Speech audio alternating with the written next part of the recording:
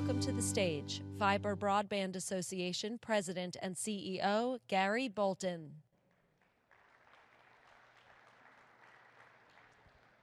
Well, good morning, everyone, and welcome to the Fiber Broadband Association's Fiber for Breakfast. I'm Gary Bolton, the President and CEO of the Fiber Broadband Association, and we're now in our 31st episode of 2024. And today we're doing an in-person Fiber for Breakfast here on the stage at Fiber Connect 2024 with 5,000 of our closest friends. Before we kick off, I'd like to thank Wesco, our platinum sponsor.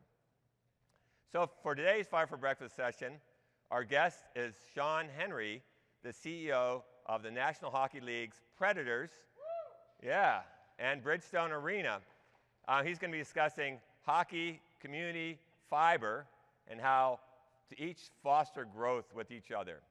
You know, Sean Henry is the CEO of the NHL's Nashville Predators and Bridgestone Arena. If any of you guys went there last night, they had an amazing show, a tribute to Toby Keith. And under his leadership, the Predators have qualified for the Stanley Cup Playoffs in 8 of the last 9 seasons, a run headlined by a trip to the Stanley Cup Final in 2017, and winning the President's Trophy in 2017 to 18, and earning a second consecutive Central Division title in 2018 and 19. And he's also elevated the Bridgestone Arena from 50th in the nation to first in the terms of number of events per year. Previously, Sean served as the Executive Vice President and COO of the Tampa Bay Lightning, and the Lightning won their first Stanley Cup in 2004 while Sean was the executive. He's also has senior leadership roles at Unity Motion and Volume Services, Inc., where he worked with the Detroit Pistons and the St. Louis Rams and the Washington Redskins. He serves on the boards of the Nashville Predators Foundation, the YMCA of Nashville and Middle Tennessee, the Nashville Downtown Partnership, and Nashville Sports Council, the Nashville Chamber of Commerce, and the Moreau Carroll Jr. Children's Hospital at Vanderbilt, and the Sports Fund, so he's not very busy. So welcome, Sean, and before we get started, the Predators have prepared a short video.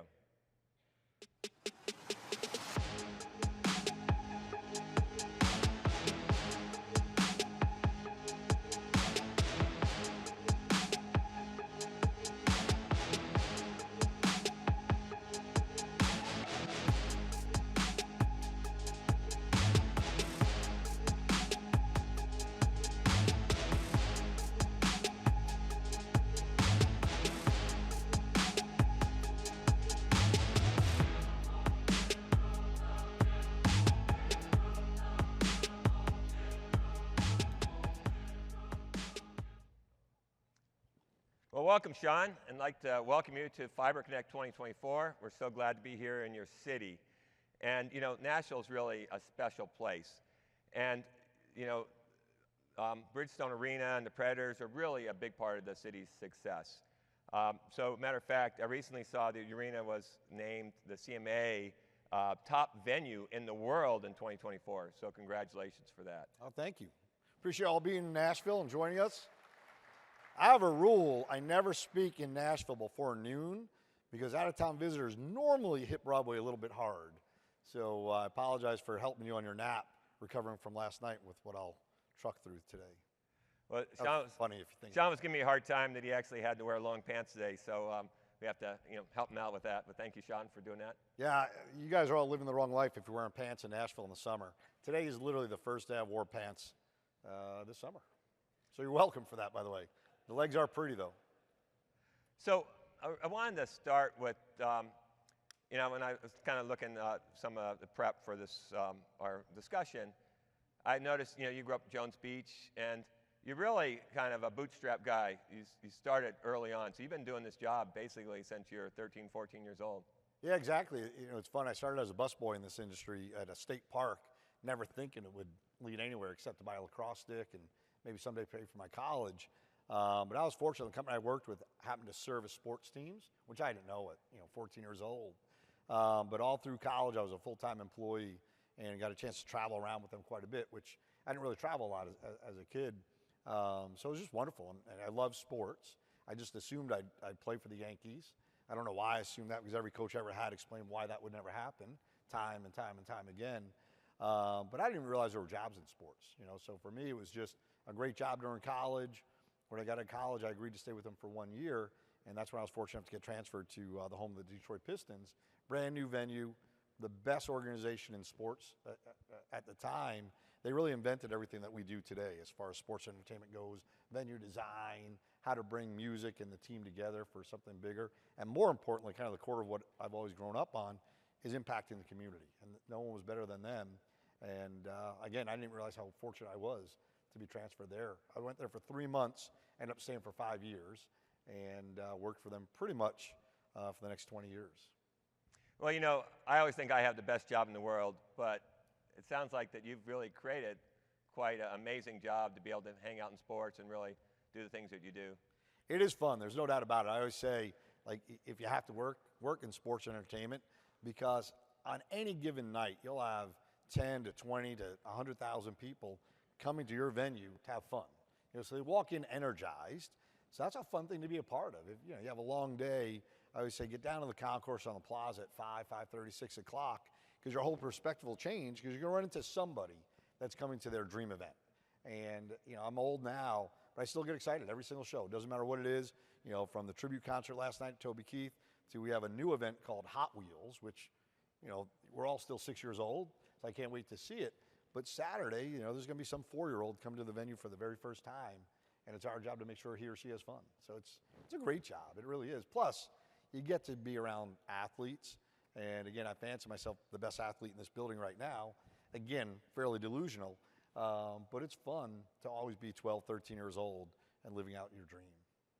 So, I've heard you talk, and you're talking about how is it you're able to get to this position at the top of your, basically your profession.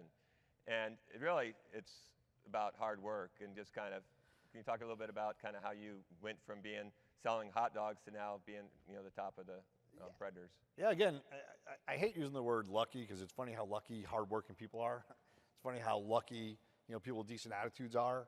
But I was lucky, when I moved to Detroit. I was 21 years old, right out of college, and my very first day I ran into their CEO, who I never thought I'd have a conversation with after that first odd interaction. And again, guy became one of my mentors. He and the CFO of the team, I looked like I was 12 years old when I was 21, so that helped. They wanted to be your cheerleader.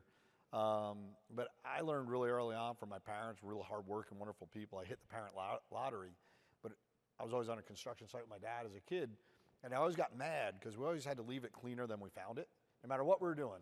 My last job was vacuuming a carpet in a restaurant or wiping down a sink, and I was like, why are we doing this, Dad? They're pigs. He said, because they'll think more of us, and it's the right thing to do. So that was just ingrained in me. So when I got to Detroit, I had no money. I was completely broke, choosing between a bagel and gas every day. Worked in the food industry, so I worked a lot because then I get 3 meals there. And the Pistons noticed it. And it was, I do my job, and then I'd find out what else they needed. And over the course of 5 years, we went from being the food and beverage company to running their box office, settling their concert shows, running the parking lots, taking over the operation. We started their marketing department because they were a group of guys that let you do more once you did your job, if that makes sense. I didn't realize it, but I was on this training program, really. And it's good to surround yourself with people that will give you an opportunity to do more and not just put you in your box. Like, hey, look, you're the hot dog guy. Why are you in the parking lot? You're the hot dog guy. Why are you in the box office? It was just the opposite. If I heard someone complaining about, a need or a problem, kind of jumped in. And didn't do it for selfishness, didn't do it for promotions.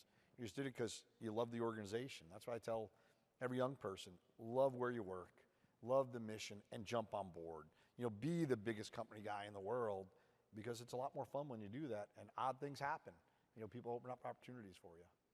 Yeah, I think I heard you say when you really enjoy what you do and you try to be useful, then what happens is people give you more things to do, and then it just kind of goes from there. Yeah, one of my best friends in the world, we started at the beach together as 14-year-olds. His father was our GM, and he'd always make fun of me, I was the best sweeper of sand off a patio anyone's ever seen. But my whole thing is if they're asking us to do it, you might as well do a decent job so you don't get in trouble for it. Maybe you get a few more hours.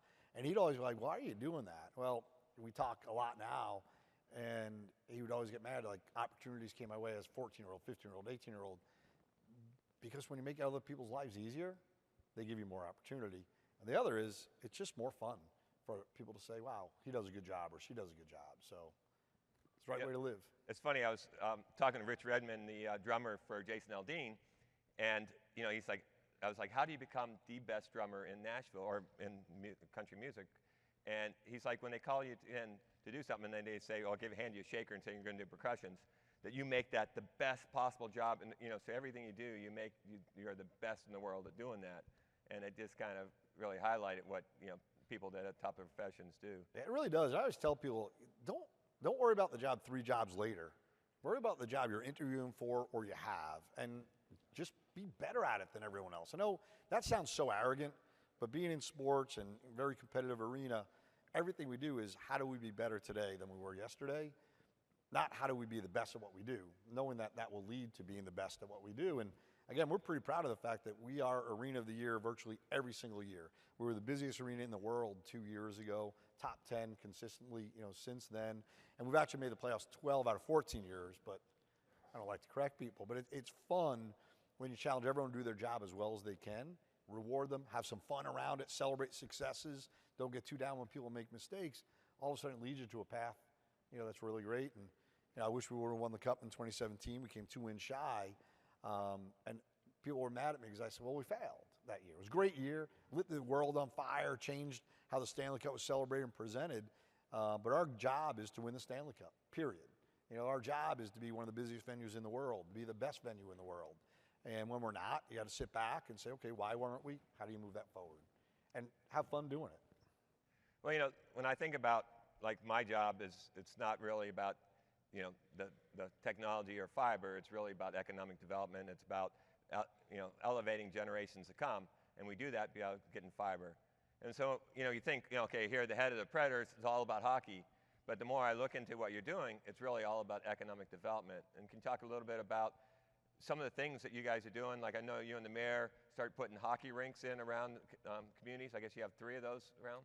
Yeah, so again, our job is to win games, win the Stanley Cup, and move that forward. And that's what we're dedicated to literally every single day. While you're doing that, book and create some of the best events you can. But if that's all you're doing, you're going to be missing something, because we have the opportunity from our shadow, the passion our fans have, the attention we get from around the region to bring people in to Nashville Bridgestone Arena that throws off incredible economic impact. And if any of you are newer to Nashville, maybe you were on Broadway last night, the guy over there sleeping was definitely on Broadway. Broadway 20 years ago was not safe. Broadway 20, 25 years ago was a place that if you were caught there at night, you lied to people as to why you were there. I mean, it was just not a great place to be. Mayor Bredesen, who went on to become our governor, said, we need to change our entertainment district. We need to plant civic furniture right down in the middle of Broadway. Ironic thing is I was working for a company that invested in venues back then, and I met him with the opportunity to invest in Bridgestone Arena.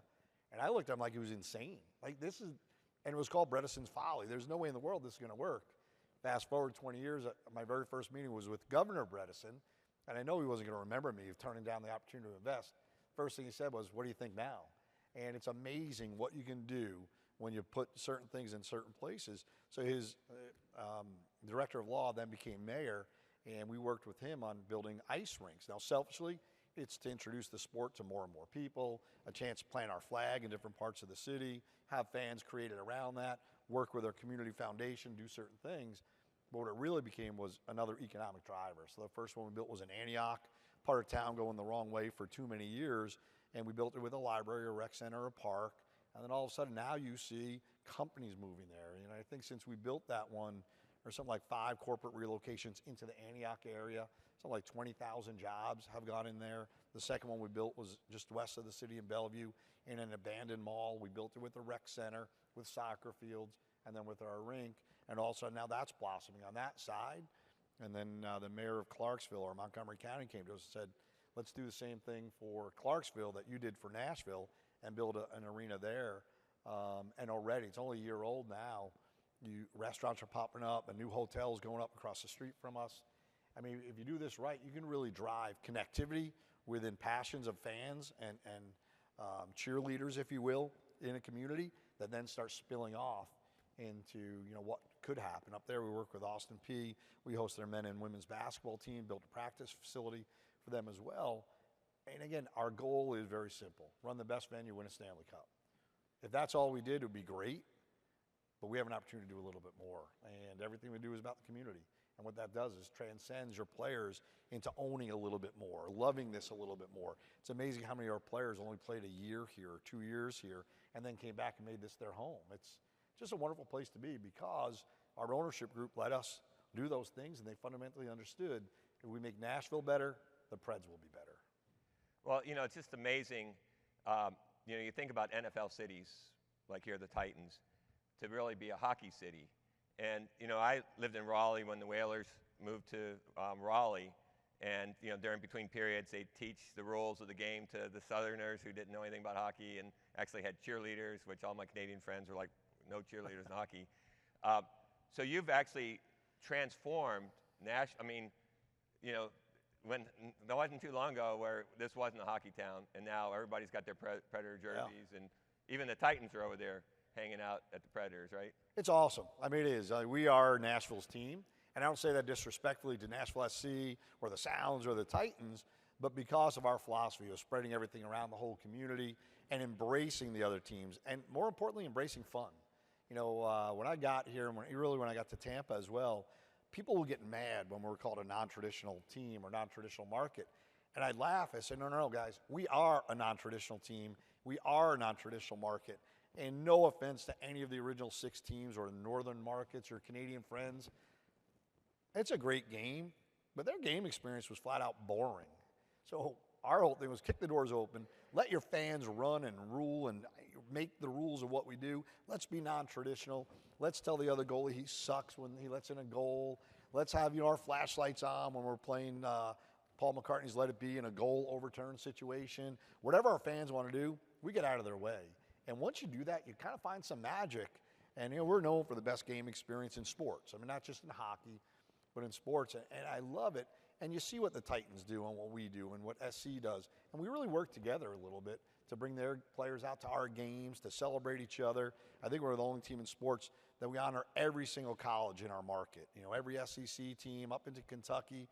And when we first started doing it, other teams around sports would say, why are you bringing Alabama up to celebrate? I said, why wouldn't we? There are, 40,000 Alabama alumni living in Nashville. Let's give them one more reason to come to our game and enjoy it differently. So one of the best things we have are all these co-branded hats, with Vanderbilt or UT or UK or Bowling Green with our logo on the side of it. So you're taking someone that never thought about hockey, and now they're wearing your logo and singing your praises. So it's, again, everything I come back to is what's fun, because it's fun for us. It's probably going to be fun for our fans. So, Bridgestone Arena with all the concerts and the Predators with hockey, that's all about live entertainment. And, we're the broadband industry. So tell us a little bit how owners look at broadband and how what you're thinking about broadband and how you're leveraging that with live entertainment. Well, for me, everything's about connectivity. It just is. And the more we can feed our fans, the more we can position our sponsors and partners messaging in a pretty cool way, whether it be around stats or real-time gaming or maybe it's gambling as well, the better we're going to be. And that wasn't always the way. A lot of sports owners, fought against radio. If we broadcast these games on radio, no one's ever come to a baseball game again. Why would you come to a baseball game if you can listen to the game on the corner on the radio? Well, once they agreed to put a game on radio, it did great things for radio industry, but more importantly, it allowed the Yankees to connect throughout the metropolitan area and then eventually across the country. And by the grace of God, I'm a Yankee fan like most of you too. But the reason the Yankees were so popular across the country, where there weren't any teams, they were one of the first teams to put their games on radio throughout the country. That model's alive and well today. But every time there's a wave of evolution in electronic, digital, whatever it may be, connectivity to the team, there's always someone that fights against it. There's a hockey team, I won't mention who they are. I hate them though. But they didn't let their games be on TV, home games on TV for 20 years because they thought if they were on TV, nobody would come. How foolish is that? What they lost was 2 generations of fans because those kids couldn't watch it. Myself, I grew up without cable. My house, we grew up somewhat humbly, and I lived on Long Island. The Islanders were in the middle of winning the Stanley Cups. I was a Ranger fan because back then the Rangers were on free TV or over the air. the Islanders were on pay TV. So I was a Ranger fan. I use that a lot now, that the more accessible our game is to everybody, the better it is. So when we have better speeds, when we have better ways for people to connect to our building, to our live events, the better it's going to be. I mean, last night is a good example. We did a tribute concert to an American icon, Toby Keith, with, I don't even know, 40 or 50 incredible performers. And we're going to connect that to a live event, or it was a live event, and then a taped event on NBC. Most performers don't want that to happen because, again, they still think, well, if you watch it on TV, you'll never come to the event. Live events are the best way to consume concerts and sports, but you can't always make it. So the better experience we have bringing people into the live experience from their living room or a bar or on their phone or just some stats, the better we are. So it means everything. It really does. So when we take broadband and start to immerse that into the game, the live, so if you're there at Bridgestone Arena, you're watching the Predators, what is kind of the future? How do you guys looking at how to really enhance the experience? I do not know. I hate the question about the future because we're always wrong. I do know one thing: say yes to technology, and that doesn't mean you always have to be the first one, but you're going to make some mistakes along the way. Hopefully, you build some bridges to protect yourself from some investments. But I remember when we installed 5G in our building just for player tracking systems. At first, a lot of people were like, "Why are we doing this?" Well, it's pretty a cool thing to realize that Roman Josi just skated 6.5 miles last night at an average speed of 20 miles an hour. I mean, I know it doesn't sound like a lot, but for some people, that means a lot. So that first investment allowed us to do that, start tracking the puck. I hate when I hear people say, I love your game live, but I can't follow the puck on TV. I'm like, I don't know what kind of TV those people have, but I understand it. So the idea is to break the game down a little bit more. As a small example of embracing things. Now 5G is going to be pretty outdated very near future.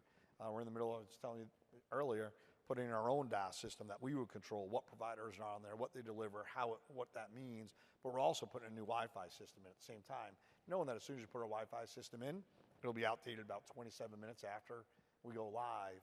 But the more we allow people in their seats, in the building, to recognize what's going on in and around the game, or maybe following that UT basketball game at the same time, the more comfortable they'll be. So the whole idea is break down barriers, bring the game to life a little bit differently than you can, continue to work with our performers on stage to try to deliver their live experience to homes too. It's everything. And you talk about economic development all the time. You're delivering economic development to places around the country that couldn't even think about doing the experience that I'm talking about right now. So we're grateful to you. Well, I mean, it's just amazing. When you talk about the stats and following how the speed and things like that, I'm picturing Wayne Gretzky growing up, and he would watch hockey games and just draw where the puck is, and then basically learn where the puck's going to be, right? And so it seems like those immersive qualities. But also talk about, I noticed like during the pandemic, that was a tough time for live entertainment, and you can talk a little bit about how you went through that. And I know I watched you and your daughter reading books on your YouTube channel. That was great, just trying to really embrace that moment. Yeah, I know you have a beep delay button going. I promise I wouldn't swear. But the pandemic just sucked, didn't it? I mean, there was nothing good about it.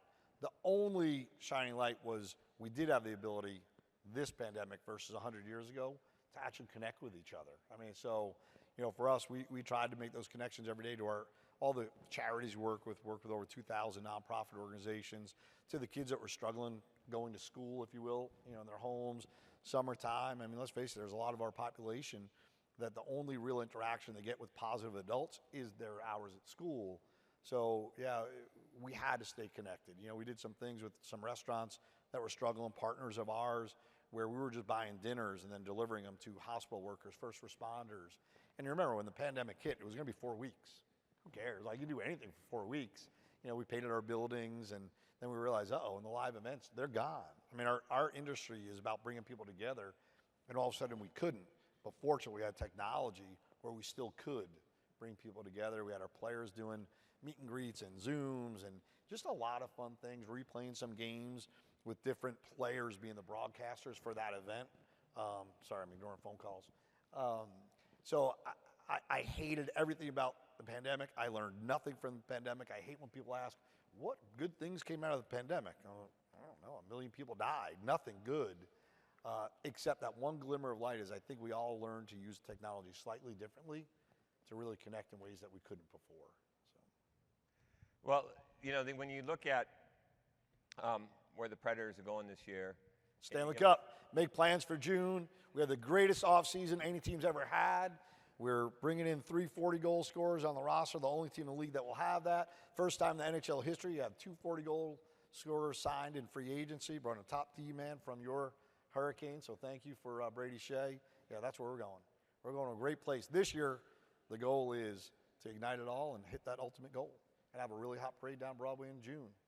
So clear your schedules, come to that. Well, that's amazing. And you probably meant technology or something, but I can't pass.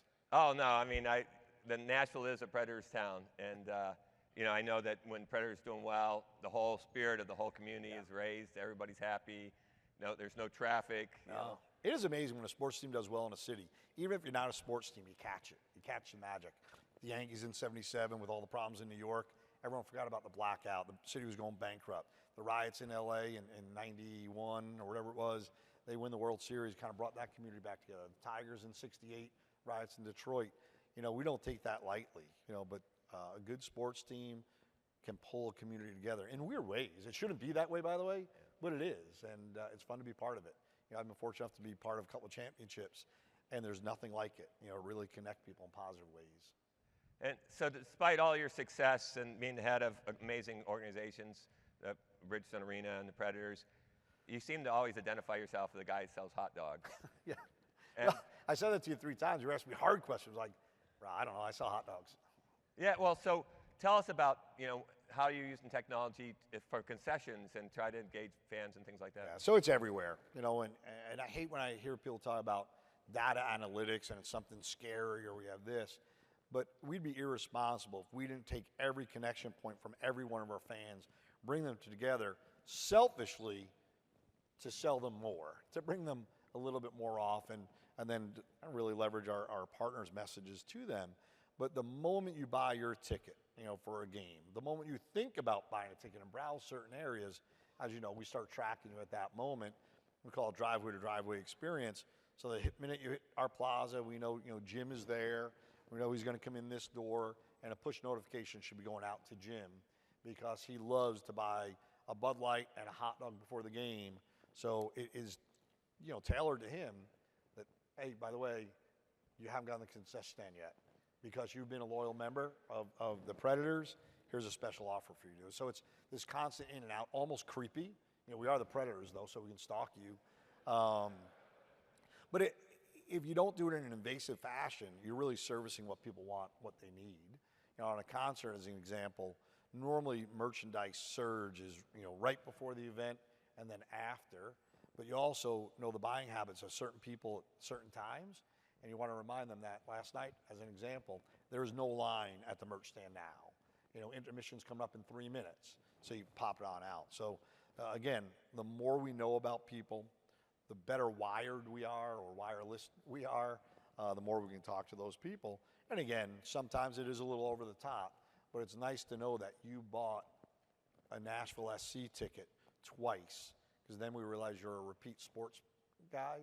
Let's try to get you into a game. Maybe we give you a deep discount that first time, let you sample the product, and then we chase you a little bit. But our conversion rate, if you come to one game and you live 90 miles from our building, our goal is to get you to 5 games the next year. And the conversion rate's there, knowing your habits and your viewing habits. So my future at going to a Predators game is it's going to track me in my phone when I walk at the concessions. It's going to say, Gary, you need 2 hot dogs and a beer, and be able to show me the quickest way back to my seat and give you my whole experience by being able to leverage that with a little AI, machine learning. And that's the goal. It's really that simple.